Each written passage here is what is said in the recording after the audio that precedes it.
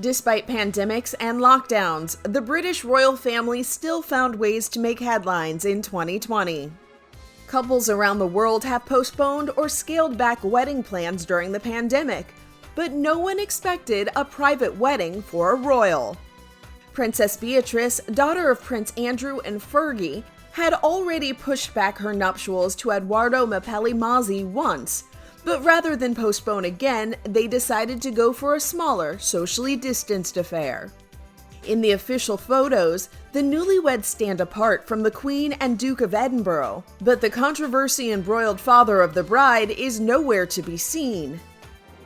Prince Andrew stepped back from official royal duties at the end of 2019 because of what he calls the major disruption caused by his involvement with convicted sex offender Jeffrey Epstein.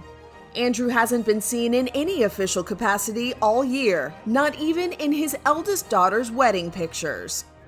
As monarch of the United Kingdom and symbolic head of the Commonwealth nations, people expect Her Majesty the Queen to set an example for her subjects, but she drew a lot of criticism in October for appearing in public without a mask.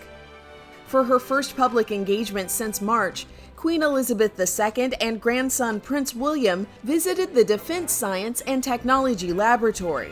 She was outdoors and physically distanced from others, but that didn't stop critics from calling on her to be a model of caution during the coronavirus pandemic.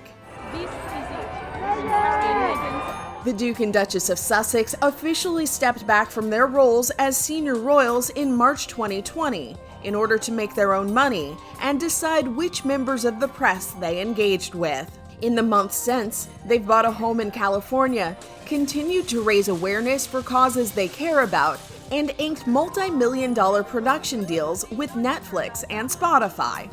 They've also pursued legal action against British tabloid media. By the end of 2020, there were at least 5 active lawsuits, ranging from alleged wiretapping, libel, invasion of privacy, and copyright infringement. These are unprecedented times. Every person on the planet has been impacted by the coronavirus pandemic. Prince Charles, next in line to the British throne, shared the news of his coronavirus diagnosis in March. The 71-year-old recovered at his Scottish home with wife Camilla. In the weeks prior to his diagnosis, the Prince of Wales made it clear that he was taking COVID-19 seriously. He was photographed foregoing handshakes and greeting people with Anjali Mudra, or Namaste hands, a traditional Hindu greeting where palms are pressed together combined with a slight bow of the head. Charles may have taken the virus seriously, but his oldest son, Prince William, was filmed in March making light of the COVID-19 pandemic, asking first responders if it was being hyped up by the media.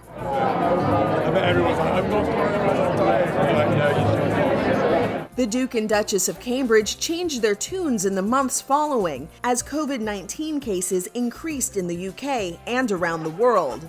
But Prince William wasn't as forthcoming about his COVID-19 diagnosis as his father was. News of the second-in-line having coronavirus in April was revealed by several news outlets in November.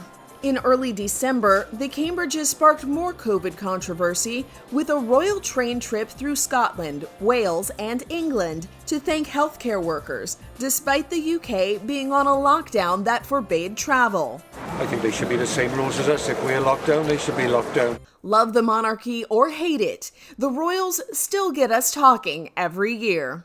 For Inside Edition Digital, I'm TC Newman.